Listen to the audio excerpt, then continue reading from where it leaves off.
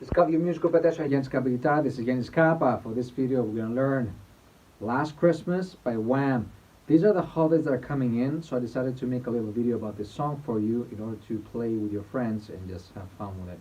So happy holidays, Merry Christmas, and I hope the new year that's coming is going to be fruitful and more positive. Okay, everybody, so Last Christmas by Wham. A very easy song, a very memorable song that Wham used to play in the 80s.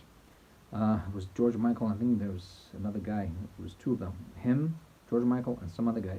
I can't remember his name. Anyways, so this is how you do it, guys. 4 chords to remember. C major, A minor, D minor, G major. Okay, let's take it from the start.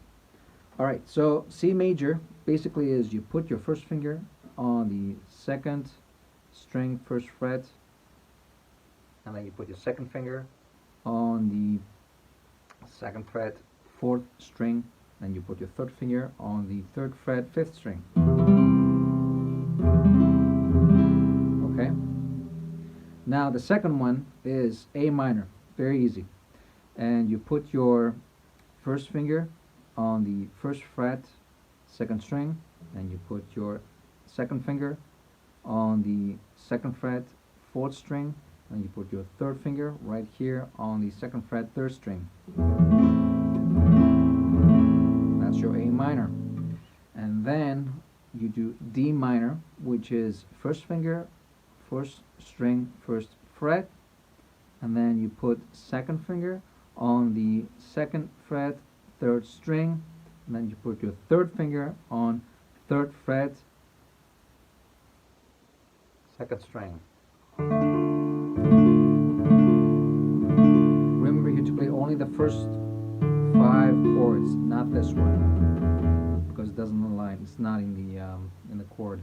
Okay, and then it's of course G major, which is 2nd finger on 3rd fret, 6th string, and you put your 1st finger on the 5th string, 2nd fret, and then you put your 3rd or your 4th finger, whichever is easier for you, on the 3rd fret, 1st string. Alright, so C major, A minor, D minor, G major. Okay, very easy. Now the one thing you need to remember, guys, is to always play the song. The beat goes like a loop. It goes 8 beats, 8 strummings, I would say, downstroke, 8 beats per chord. So it goes like this: 1, 2, 3, 4, 5, 6, 7, 8. 1, 2, 3, 4, 5, 6, 7, 8. 1, 2, 3, 4, 5, 6, 7, 8. 1, 2, 3, 4, 5, 6, 7, 8. And it goes back from the beginning. A loop, it's a musical motive that keeps repeating itself, right? It's a progression that keeps repeating itself. And so I'm gonna sing to you. I'm not gonna sing actually. I'm just gonna say the lyrics of the song Last Christmas. Go like this: Last Christmas I gave you my heart, but the very next day you gave it away. This year, to save me from tears, I'm thinking for someone special. And the strumming is up and down, up and down, up and down. Of course, you can do variations of it, however it's easier for you. You can go like this.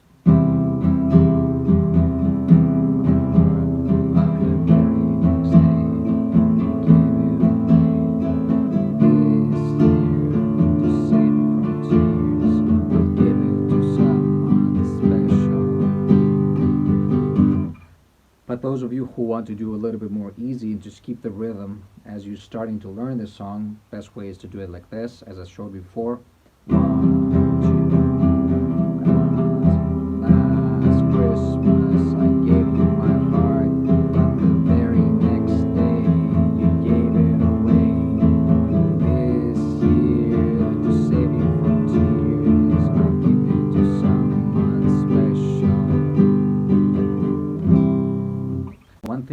show you guys, always remember, you put your thumb, as you see, in the middle of the fretboard. You see this? The reason why is when you play, I'm going to show you this. You see how much space you need to have here? Once you do that, and of course, never put your thumb like this on the side, or try to do it like this, because it doesn't leave you much room. As you can see here, or here, doesn't leave you much room. The more room you have, the more control these fingers have in order to control and have a clear sound of the strings that you're going to play. And of course, one more thing to remember is when the problem is that when you do this thing with your thumb, okay, you see here the way I hold it, this is wrong because you put too much pressure here on your wrist, and that can create damage on the long term. It could create carpal tunnel and all that, and you don't need to put too much pressure. It's not how much strength you put in the strike. No, that's not the key there. It's it's the technique. It all comes down to technique, because the more accurate the technique is, the more freedom you have in order to play as many songs as possible and do not have frustration and stress while you play. Okay, and remember, guys, those fingers, always use the fingertips right here.